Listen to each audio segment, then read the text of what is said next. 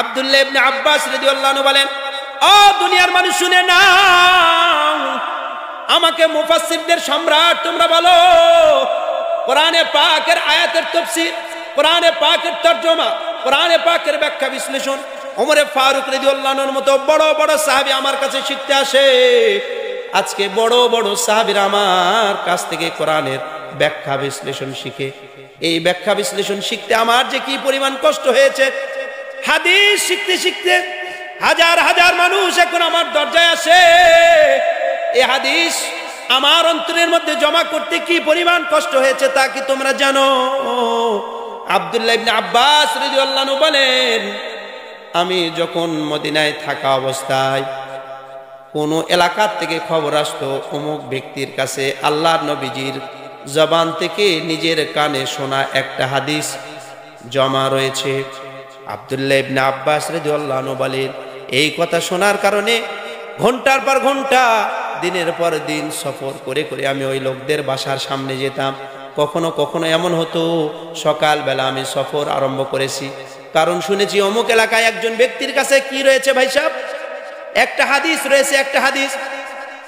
ওই একটা হাদিস শিক্ষার জন্য আমি নিজের বাড়ি থেকে, আমি নবীজির প্রিয় মানুষ হওয়া সত্ত্বেও নিজে পায়ে হেঁটে রওনা করতাম।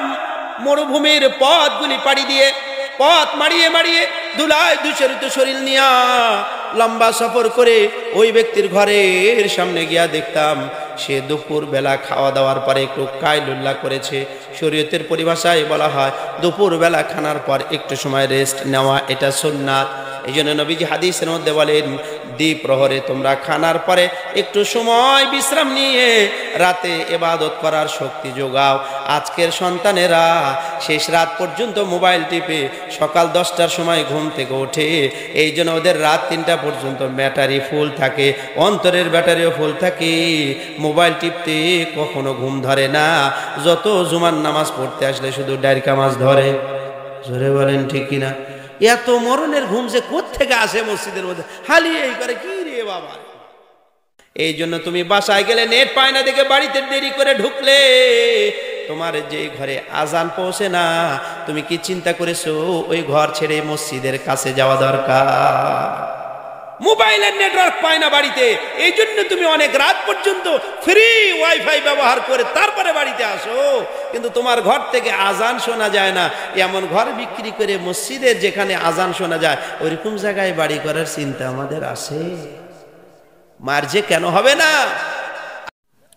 কোরআনে পাকের আজিম শান সূরা সূরাতুল জুমআর আয়াতে কারিমার অংশ বিশেষ আপনাদেরকে তেলাওয়াত করে শুনিয়েছি। হাদিসে মুবারকার ভান্ডার থেকে একখানা হাদিসে পাক তেলাওয়াত করে শুনিয়েছি, যা সহিহ ইবনে হিব্বান এবং আবু দাউদ শরীফের মধ্যে হাদিসখানা রয়েছে। রাসূল করিম সাল্লাল্লাহু আলাইহি সাল্লামের বাণী মুবারক, আল্লাহ জাল্লা শানুর বাণী মুবারকের সামনে রেখে আমি 2-4টি কথা বলতে চাই। তবে বিনয়ের সাথে আপনাদের অনুরোধ, আপনাদের এলাকায় আমার যাতায়াত প্রায় 8 বছরের পুরাতন সম্পর্ক, সুতরাং আমার মন ও মেজাজ, আলোচনার ধরন কিছুটা হলো আপনাদের জানা রয়েছে। যদিও আমি আপনাদের এই মাদ্রাসায় আজকে আমি প্রথম, পিছনে বসে আছেন মুফতি আব্দুস সবুর সাহেব মাদ্দাজিল্লুল আলী হযরতের মাদ্রাসায় এর আগে আসা হয়েছিল, আর ওনার মাধ্যম দিয়ে আল্লাহ পাক এই পর্যন্ত দাওয়াত দিয়ে এসেছেন, আল্লাহ তাআলা কবুল করেছেন। আজকের এই মাহফিলে উপস্থিত হতে পেরে আমরা রাজি না খুশি? হ্যাঁ, রাজি কাক কয়, খুশি কাক কয়, আর তার মানে আপনাদের মনোযোগ নাই। রাজি কাক বলে আর খুশি কাক বলে? বলো মা বিয়া বসবা, তার মানে কি রাজি আছে? না বললে তো বলেই দিত না। আর সুকুত নিষ্ফলি যা, এই জন্য চৌকান্না হওয়া চাই। এত সুন্দর ডেকোরেশন করছেন, যদি হাবা গাবার মতো চাই থাকেন, কখন কুয়াশা টপাত করে নাকের ডগায় পড়বে আর আপনি তো মনে করবেন শিল পড়ছে, মারবেন দৌড়, তো মাহফিলের অবস্থা কি হবে? সুতরাং এত সুন্দর সামিয়ানা, এত সুন্দর ব্যবস্থাপনা, সবকিছু মিলে আজকের মাহফিলটা সুন্দরভাবেই শেষ হোক, এটা আমরা চাই না? কারা কারা চাই? দুহাত তুলে আল্লাহকে দেখে নারে তাকবীর। আজকের মাহফিল সফল হোক, কবুল হোক, আলহামদুলিল্লাহ, সফল হোক, কবুল হোক। 2 দোয়া একসাথে করলেন। এটা যদি জাতীয় সংসদ হতো, এতগুলি সংসদ সদস্য যেদিকে ভোট দেয়, স্পিকার তখন টেবিল থাপড়ায় বলতো হ্যাঁ জয়যুক্ত হয়েছে, হ্যাঁ জয়যুক্ত হয়েছে, হ্যাঁ জয়যুক্ত হয়েছে। আইন হিসাবে পেশ হয়ে যেত ভাই সাহেব। এই জন্য বিনয়ের সাথে অনুরোধ, অল্প সময় কথা হবে, কারণ আপনারা আমাকে আজকে দাওয়াত দিয়েছেন। আজকে তারিখ জানি কত, রাত 12টা 1 মিনিটে জানি কত হবে, ব্যাস 29 তারিখের মাহফিল যেহেতু আপনাদের নয়, 28 তারিখের মধ্যে মাহফিল শেষ করতে হবে। তাহলে আর মাত্র কয়েকটা মিনিট সময় আছে। ঠিক মতো কষা পায়খানা করার লোক যদি একবার বাথরুমে যায়, এই পরিমাণ সময় তার বাথরুমেই যায়। তাহলে এতটুকু একটা সময় যদি বসে থাকতে না পারেন, আর যেই যুবক দেখবেন উঠছে, এর সাথে যার মেয়ে বিয়ে দিবেন না, বুঝবেন এটার রোগ ধরছে, এর পেশাব চেপে ধরে রাখতে পারেনি, এই বউ রাখতে পারবে না। এই জন্য ডাইনে বামে খেয়াল করে দেখবেন যুবক কেউ ওঠে নাকি। যাকগে, সেই কথা, অনেক কথা হয়েছে। কথা বড় মারাত্মক জিনিস। জামানার 4 জন ইমাম ছিলেন যাদের মাযহাবকে আল্লাহ তাআলা সারা দুনিয়া ব্যাপী ছড়িয়েছে। তাদের মধ্যে গুরুত্বপূর্ণ একজন ব্যক্তিত্ব ইমাম শাফিঈ রাহমাতুল্লাহি আলাইহি। ইমাম শাফিঈ রাহমাতুল্লাহি আলাইহি বলেছেন, হে দুনিয়ার মানুষ, কথা যখন বলবে খুব সাবধানে বুঝে শুনে বলো। কথা যখন তুমি তোমার মুখ নিঃসৃত বাণীটা মুখ থেকে বের করে দিবে, এটা একটা থুতুর মতো। থুতু একবার বের করে ফেলে দিলে ওইটা কি আর গিলে ফেলা যায় ভাই সাহেব? থুতু ফেলে যে চেটে খায় সে কমপক্ষে আমাদের সমাজের চোর হয়, ভালো মানুষ নয়। জোরে বলেন ঠিক কিনা? কি বলে, এই তোর এই শেষরা অভ্যাস যায়নি, থুতু ফেলে চাট, তার মানে কি সে চোর ডাকাত, লুচ্চলম্পট, বেইজ্জত। তাহলে থুতু যেমন একবার নিক্ষেপ করে দিলে ওটা আর ভিতরে নেওয়া যায় না, কথা একবার মুখ থেকে বের করে দিলে ওটা আর ঘুরিয়ে নেওয়া যায় না। এই কথাটাকে চমৎকার ভাবে চিত্রাঙ্কিত করেছেন ইমাম শাফিঈ রাহমাতুল্লাহি আলাইহি, যিনি বলেছেন, ও দুনিয়ার বনি আদম, আদমের সন্তান, কথা খুব সাবধানে বলো, দিল থেকে বোঝো, তারপরে অন্তর দিয়ে বলো। মুখে যা আসে মুখ দিয়ে তা বলো না, বরং মুখের কথাটা অন্তরের সাথে আগে মিলাইয়া দেখো যে এই কথাটা বললে আমার না দুনিয়ার লাভ না দিনের লাভ। যদি দুনিয়ার লাভ হয় তবু বলো, দিনের যদি লাভ হয় তবু বলো। যেইটা বেহুদা এমন কথা বলো না, কিয়ামতের ময়দানে প্রত্যেক কথার হিসাব আল্লাহর দরবারে হবে। জোরে সোরে বলছি না আউযুবিল্লাহ। আমার তো মন বলে এই হাদিস অনুসারে কথার কারণে যদি কিয়ামতের ময়দানে বিচার হয়, সবচেয়ে বাঙালি জাতি বেশি জাহান্নামে যাবে। কারণ এই জাতির প্রথম পরিচয় হলো চাপাবাস। 1 কাপ চা খায়, 1 ফ্লাক্স গল্প করে। যেই জাতির দাঁত নাই, ফোগলা, মুখ দিয়ে কথা বলতে বলতে থুতু বের হয়, সেও কথা বলে। যে কথা বোঝে গম তোতলা, সেও কথা বলে। আর যার মুখ চলে সে তো বাপ রে বাপ। সংসদে শুরু করলেই বোঝা যায় গ্রাম্য মেয়ের ঝগড়া আরম্ভ হয়ে গেছে। জোরে বলেন ঠিক কিনা? এই জন্য কথা বড় মারাত্মক জিনিস। ইমাম শাফিঈ রাহমাতুল্লাহি আলাইহি বলেছেন, কথা যা তুমি মুখ দিয়ে বের করবে, 2টি আদালতে তা পেশ করবে। হয় সেটা দুনিয়ার আদালতে উঠবে অথবা আল্লাহর আদালতে উঠবে। যদি দেশদ্রোহী কথা হয়, দুনিয়ার আদালত তোমার চামড়া ছিলে ফেলবে। আর যদি আল্লাহ বিরোধী কথা হয়, আল্লাহর আদালত তোমাকে ধরবে। জোরে বলেন ঠিক কিনা? তাহলে কথাটা এমন জিনিস, দেশ বিরোধী হলেও সমস্যা, দিন বিরোধী হলেও সমস্যা। এই জন্য ইমাম শাফিঈ রাহমাতুল্লাহি আলাইহি বলেছেন, কথা খুব সাবধানে বলো, কারণ কথা যেটা তুমি বলবে এটা লিখিত হয়ে যাবে। মা ইয়ালফিযু মিন কাওলিন ইল্লা লাদাইহি রাকীবুন আতীদ। শুধু কথার উপর নিয়ামতপুর মিডিয়ায় আমাদের বিস্তারিত বয়ানের একটা বিষয় আপলোড করা আছে। সুতরাং ভাইয়ের আমার, বাপজানের আমার, অনেক গল্প হয়েছে, অনেক কথা হয়েছে। সেই মাগরিবের পর থেকে আপনারা রাত 11টা 15 পর্যন্ত অনেক বক্তার অনেক কথাই শুনেছেন। নির্বাচিত কিছু কথা বলতে চাই, যেই কথাগুলি যেন আপনার আমার দুনিয়ার পাপের কাফফারা হয়ে যায়, আল্লাহর আদালতে মর্যাদা বাড়ার কারণ হয়। জোরে বলা যাবে কি সুবহানাল্লাহ? যাদের কিতাব পড়ে এই উপমহাদেশের মানুষ, বিশেষ করে এই ভারতবর্ষের মানুষ, নামের শুরুতে মাওলানা লেখার দুঃসাহস দেখিয়েছে, এমন একজন মহান হাস্তির নাম হাকিমুল উম্মাহ মুজাদ্দিদুল মিল্লাত শাহ আশরাফ আলী থানভী নওয়ারাল্লাহ মারকাদা রাহিমাহুমুল্লাহ তাআলা।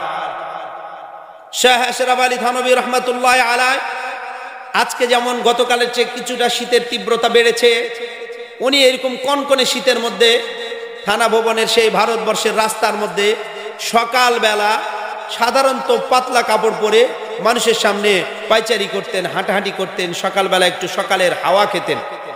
সুবহ কি হাওয়া লাখো বিমারি কি দাওয়া। সকালের বাতাস এটা শরীরের জন্য বড় উপকার। এই জন্য হাকিমুল উম্মাত মুজাদ্দিদুল মিল্লাত শাহ আশরাফ আলী থানভী রাহমাতুল্লাহ আলাইহি সকালবেলা একটু রাস্তায় হাঁটাহাঁটি করতেন আর কোরআনে পাক তেলাওয়াত করতেন। জোরে সোরে বলছি সুবহানাল্লাহ। আজকে বাংলার যুবকরাও হাঁটে, বিড়ি টানে আর হাঁটে, ফেসবুক টিপে আর হাঁটে, গেমস খেলে আর হাঁটে, গল্প করে আর হাঁটে, তার প্রেমিকার সাথে চ্যাটিং করে আর হাঁটে, সেও রাস্তায় হাঁটে। বুজুর্গানে দিনও হেঁটেছে।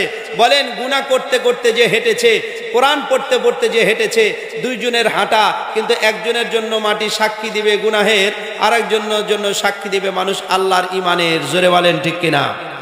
আজকের এই মাঠে বসে যদি হাউজি খেলা হতো, আজকের এখানে বসে যদি পাবজি খেলা হতো, আজকের এখানে বসে যদি লুডু খেলা হতো, আজকের এখানে বসে যদি তাস খেলা হতো, বলেন এই জমিন কি কিয়ামতের ময়দানে সাক্ষী দিলে পক্ষে বলতো না বিরুদ্ধে বলতো?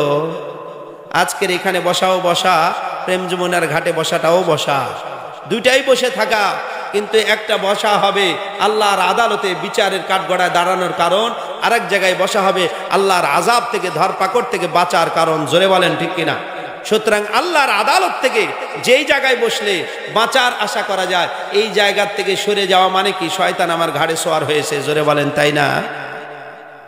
হাকিমুল উম্মত মুজাদ্দিদুল মিল্লাহ শাহ আশরাফ আলী থানভী রাহমাতুল্লাহি আলাইহি নিজেই বলেছেন, আমি সকালবেলা কোরআনে পাক তেলাওয়াত করতাম আর হাঁটতাম, তেলাওয়াত করতে করতে যে পরিমাণ আয়াত আমার তেলাওয়াত করা হয়ে যেত, ওই পরিমাণ আয়াতের তাফসীর, তরজমা, তাশরীহ, ব্যাখ্যা, বিশ্লেষণ আল্লাহ তাআলা আমার অন্তরে ইলহাম করতেন।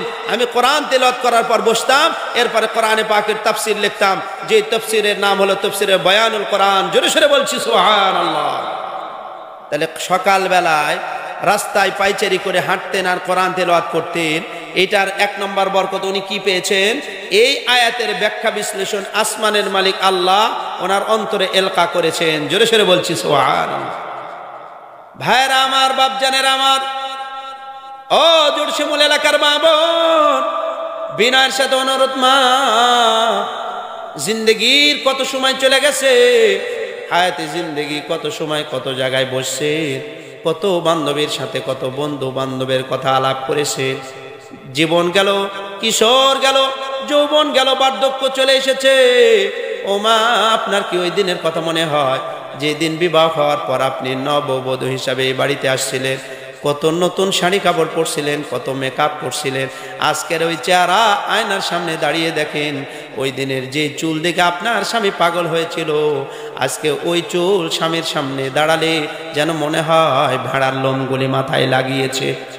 একই তো মানুষ, আমার এই মাথার কালো চুলগুলি পাকিয়ে সাদা করে দিল কে? ও ভাইয়ের আমার, জোর আওয়াজে পুরুষচিত কণ্ঠে বলি, আমার এই কালো দাড়িগুলির মধ্যে যে সাদা রং লাগাচ্ছে কে? আল্লাহ। এই কথাটা যদি বুঝে শুনে মানুষ অন্তর থেকে বলে, প্রত্যেক মানুষের জন্য ওয়াজ নসিহত যথেষ্ট, তার হেদায়েত পাওয়ার জন্য যথেষ্ট।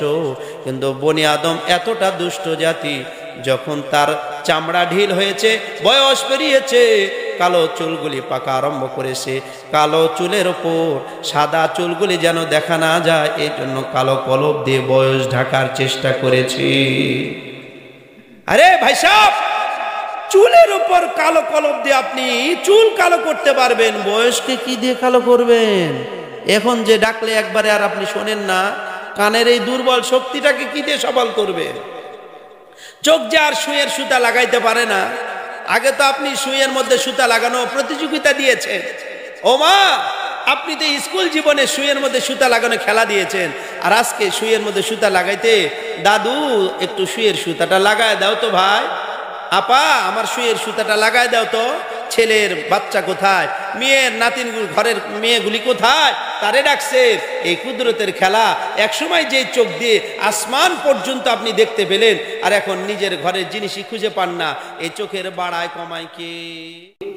পিছনে যারা গল্প করছেন তারা তাদের থেকে শুনতে চায়, এই চোখের পাওয়ার কম বেশি করেন কে? ভাইয়ের আমার, বাপজানের আমার, খুব বিনয়ের সাথে শোনা চাই, কারণ দ্বীনের কথাগুলি এলোমেলো নয়। যতক্ষণ পর্যন্ত কোরআন হাদিসের এই বুঝ আপনি দিল থেকে গ্রহণ না করবেন, আল্লাহ তাআলার এত ঠিকানায় এই কথার অন্তরের মধ্যে পূর্ণ নূর আপনার আমার দিলে দিবে।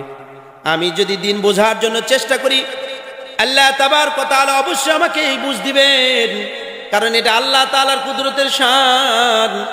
দুনিয়ার মানুষ পুকুরে যখন গোসল করতে নামে পুকুর ভর্তি পানি, বলেন তো পুকুরের মধ্যে পানি যখন ভর্তি থাকে তখন কি ফাঁকা জায়গা দেখা যায়? কিন্তু যখন আপনি থপাত করে লাফ দিবেন পানির মধ্যে ঢোকা যায় কি যায় না? কাঠের মধ্যে যখন আপনি লোহা মারবেন তার আগ পর্যন্ত দেখবেন কাঠের কোথাও ছিদ্রি নাই, ফাঁকা নাই। কিন্তু লোহাটা যখন কাঠের উপর রাখবেন, পিছনে হাতুড়ি দিয়ে যখন দেওয়া শুরু করবেন, লোহাটা কাঠের ভিতরে যাবে কি যাবে না? তাহলে যে কাঠটা দেখতে সমতল মনে হয়েছে, সোজা মনে হয়েছে, কোনো ফাঁকা নেই, কিন্তু ওইটার পিছনে যখন হাতুড়ির শক্তি ব্যয় হয়েছে, হাতুড়ির শক্তি ব্যয় করার বরকতে যেমন কাঠের মধ্যে লোহাটা প্রবেশ করিয়েছে, ঠিক আপনার আমার দিলের মধ্যে দুনিয়া ঢুকতে ঢুকতে এত বেশি দুনিয়া প্রবেশ করেছে, দিন ঢুকানোর মতো কোনো জায়গা নেই। এই জন্য রাইসুল মুফাসসিরিন আব্দুল্লাহ ইবনে আব্বাস রাদিয়াল্লাহু তাআলা থেকে ছোট্ট একটি কথা বর্ণিত হয়েছে।